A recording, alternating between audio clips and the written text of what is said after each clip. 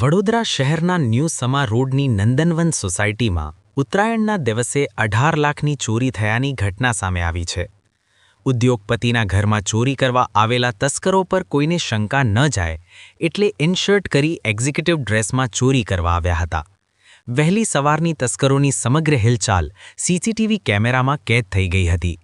ઉદ્યોગપતિ પરિવાર સાથે ઉદયપુર ફરવા જતા તસ્કરોએ સોના ચાંદીના દાગીના મળીને 18 લાખ રૂપિયાની મત્તાની ચોરી કરી ફરાર થઈ ગયા હતા.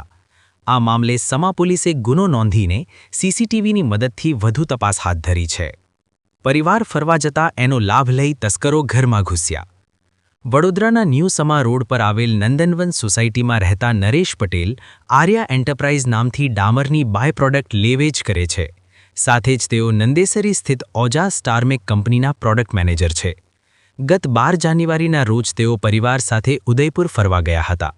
ઉત્તરાયણના રોજ સવારે નરેશ પટેલના મિત્ર સંજય રાણા તેમના ઘરે ગયા હતા.